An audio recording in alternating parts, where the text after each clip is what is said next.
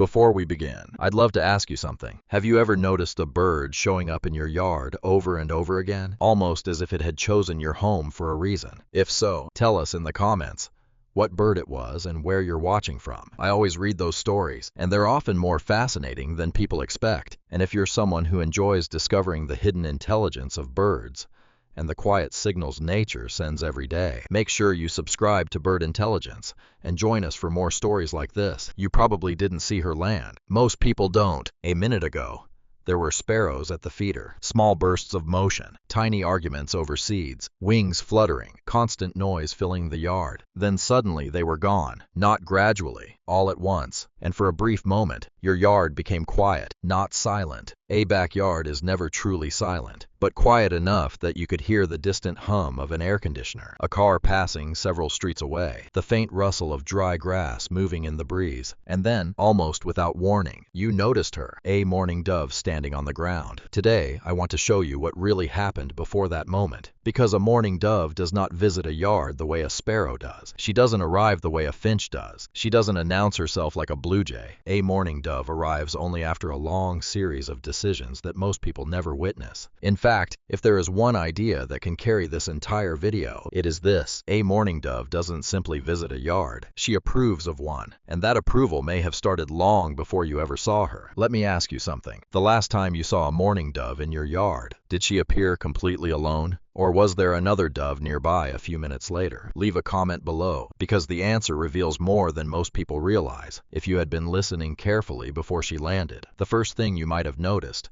was not a sound. It was the absence of one. No alarm calls, no frantic warning cries, no burst of agitation passing between birds. Songbirds often communicate danger remarkably well. When something suspicious enters an area, multiple species can react almost instantly. But around a mourning dove's arrival, there is often no such disturbance, and that absence matters because it suggests that everything went exactly right. Long before she landed, she was already watching. Perhaps from a power line, perhaps from the highest branch in a nearby tree. Maybe she had been there for several minutes, sometimes much longer, while you were focused on other things. She was studying your yard, checking the ground for food, measuring the distance between shelter and open space, identifying the nearest escape route, listening for the sounds that matter most. The movement of a cat through dry leaves, a dog stepping onto a porch, a screen door opening, human footsteps, patterns, routines, predictability. Mourning doves pay attention to all of it. And here's a question I'd genuinely love to know. Do you think birds recognize the daily routines of the people who live around them? Have you ever felt like a bird knew exactly when you usually came outside? Tell me what you think in the comments, because what happens next suggests they may be paying far closer attention than we assume. Only after gathering all that information does she finally descend. And unlike many backyard birds, she rarely arrives as part of a noisy group. Sparrows arrive in waves. Finches arrive in clusters. Many birds seem to draw confidence from numbers. A mourning dove is different. She often arrives alone, or she arrives as one half of a pair. And if a second dove follows, that second bird is usually just a few moments behind, watching the first bird's landing before committing itself. Even together, they rarely crowd each other. They spread apart. They move quietly. They feed like two separate observers, sharing the same safe place. For the first few seconds after landing, she appears almost motionless. Many people assume she's doing nothing. In reality, she's confirming everything. Head raised, eyes scanning, watching for movement, watching for change, watching for anything that doesn't belong. And if you've ever seen that slight tilt of her head, that tiny repeated motion, you're witnessing a remarkably effective visual system gathering information in real time. She is taking one final reading of the yard before she begins to feed. And when she finally starts moving, something interesting happens. She walks. She doesn't hop. Most backyard songbirds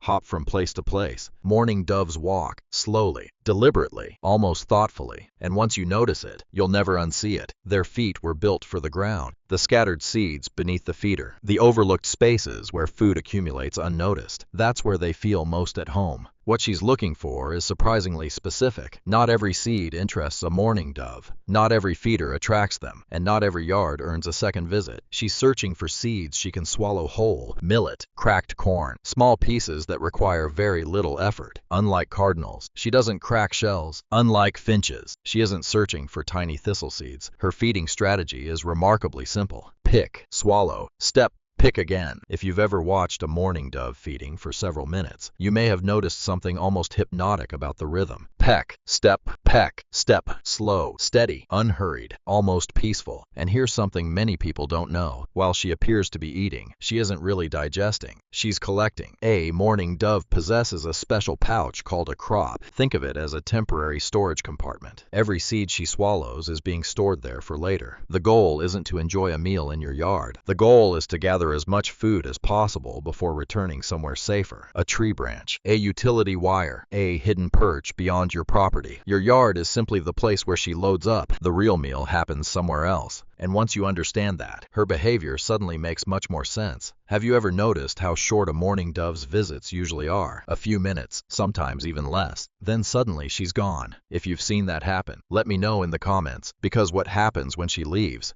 is one of the most recognizable sounds in the bird world. Not her voice, her wings. When a mourning dove launches into flight, her wings produce a sharp whistle. Many people assume she's making the sound herself. She's not. The sound comes from air, moving through specially shaped feathers. It's built directly into the design of her wings, and once you learn to recognize it, you'll begin hearing mourning doves even when you can't see them. Tomorrow morning, try listening for it. You may discover there are more mourning doves around your neighborhood than you ever realized. Now, this is where the story becomes even more interesting, because a mourning dove is not randomly wandering from place to place. She is following a route. Bird researchers sometimes describe this as site fidelity, but in simple terms, it means she remembers places that work, places that feel safe, places that consistently provide food, places that don't surprise her. Most mourning doves don't rely on a single yard. Instead, they maintain a network of trusted locations, several properties, several feeding opportunities, several safe resting places, and every day they move between them, almost like commuters following a familiar route through a city. Your yard may be one stop on that route, or it may not. And if it is, you'll often notice something fascinating. She returns at nearly the same time every day. Not exactly, but surprisingly close, sometimes within 10 or 15 minutes of the previous day's visit. That level of consistency isn't accidental. It tells us something important. She remembers, and more importantly, she trusts what she remembers. Let me ask you something. Have you ever had a bird begin showing up so regularly that you could almost predict the exact time it would arrive? If you have, tell us about it below. I'd love to know which species became part of your daily routine, because many bird lovers eventually discover that the birds are quietly tracking our routines, just as carefully as we're tracking theirs. Sometimes a mourning dove arrives alone, sometimes she doesn't. If another dove appears nearby, especially during spring, something larger may be happening. The pair may be evaluating more than food. They may be evaluating the entire neighborhood, the trees, the shrubs, the ledges, the sheltered corners, potential nesting locations, potential future territory, potential places to raise young. In other words, your yard may have become part of a much bigger calculation than breakfast. And here's the remarkable part. The decision usually isn't based on one dramatic feature. It's rarely because you own the best feeder, or the largest yard, or the most expensive landscaping. Instead, it often comes down to several small advantages working together. A clear feeding area, nearby cover, reliable food, predictable human activity, minimal disturbance, small details. Details most homeowners never even think about, but mourning doves notice every one of them. In fact, that's one reason I find them so fascinating. They evaluate a yard differently than we do. Humans often focus on appearance. Birds focus on function. We see beauty, they see safety. We see landscaping, they see survival. And sometimes their judgment reveals things about our environment that we would never have discovered ourselves. A mourning dove returning repeatedly to your yard is quietly telling you something. Not with words, not with symbols, but through behavior. She has measured the risks. She has evaluated the resources. She has studied the patterns, and her conclusion is simple. This place works. This place is safe enough. This place is worth returning to. That might sound like a small thing, but for a bird whose survival depends on making correct decisions every single day, it is actually a powerful endorsement. Perhaps one of the most honest endorsements a backyard can receive. And that leads to an interesting question. If a wild bird could rate your yard based entirely on safety and trust, what score do you think it would give? I'm genuinely curious. Leave your answer in the comments, because every yard tells a different story, and every bird reads that story a little differently.